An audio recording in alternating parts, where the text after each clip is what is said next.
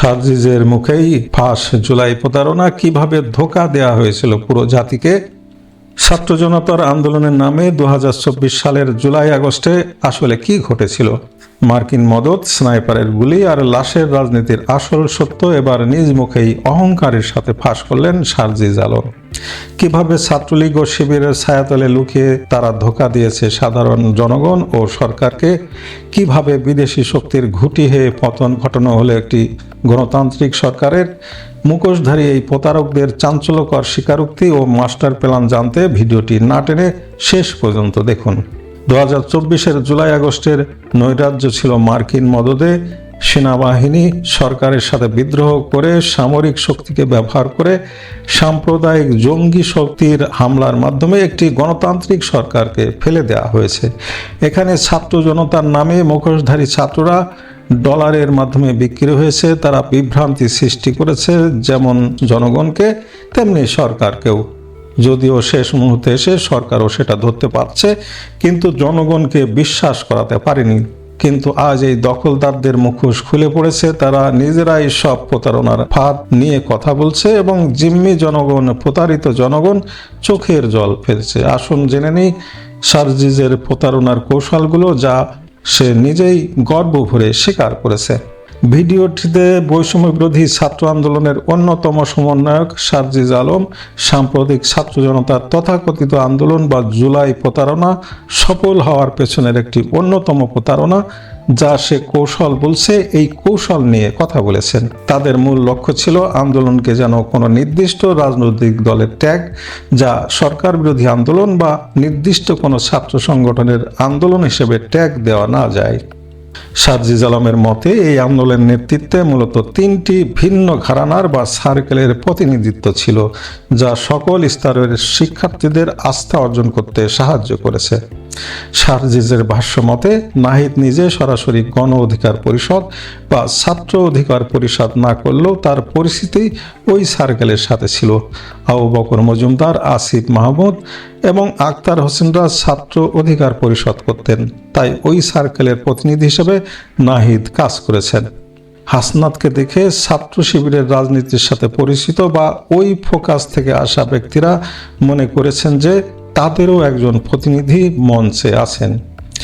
সার্জিজ জানান, তিনি ঢাকা বিশ্ববিদ্যালয়ে ছাত্রলীগের বিভিন্ন প্রোগ্রাম ও গেস্ট রুম করেছেন। ঢাকা বিশ্ববিদ্যালয়ের 13টি হলে যে সাধারণ শিক্ষার্থীরা ছাত্রলীগের প্রোগ্রাম ও গেস্ট রুম করতে বাধ্য হতো, তারা সার্জিজকে দেখে ভরসা পেয়েছে যা তাদের মতো সাধারণ শিক্ষার্থীদেরও একজন প্রতিনিধি সেখানে উপস্থিত আছেন।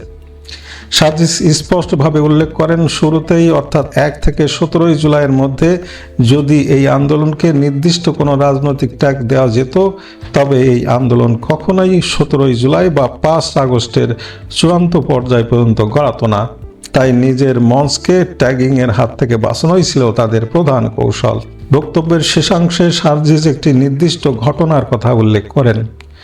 নাহিদ ইসলাম যখন কোনো একটি কর্মসূচি ঘোষণা করতে যান, তখন তিনি খেয়াল করেন যে সার্জিজ সেখানে উপস্থিত নেই। তখন নাহিদ সাথে সাথে একজনকে পাঠিয়ে সার্জিজকে ডেকে আনেন এবং সার্জিজ আসার পরই ঘোষণাটি দেওয়া হয়। পরবর্তীতে মঞ্চ থেকে নামার পর নাহিদ সার্জিজকে বলেন, যে কেউ থাকুক আর না থাকুক তোমাকে থাকতে হবে, কারণ তুমি থাকলে এই মঞ্চটাকে আর ট্যাগ করা যাবে না। এর কারণ হিসেবে বলা হয়, সার্জিজ যেহেতু ছাত্রলীগের প্রোগ্রাম ও গেস্ট রুম করা একজন ছাত্র, তাই তার উপস্থিতি আন্দোলনকে ঢালাওভাবে সরকার বিরোধী বা অন্য কোনো রাজনৈতিক দলের ট্যাগ দেওয়া থেকে রক্ষা করবে। সার্জিজ আলমের এই বক্তব্য থেকে এটি প্রতীয়মান হয় যে ভিন্ন ভিন্ন মতাদর্শ ও প্রেক্ষাপট থেকে আসা শিক্ষার্থীদের একীভূত করা এবং প্রতারণার মাধ্যমে, যেটাকে বলা হচ্ছে কৌশলে, আন্দোলনকে কোনো নির্দিষ্ট রাজনৈতিক তকমা থেকে দূরে রাখাই ছিল তাদের আন্দোলনের বিস্তৃতি ও সাফল্যের অন্যতম প্রধান কারণ। অর্থাৎ এই প্রতারণাই ছিল তাদের সাফল্যের মূল শক্তি।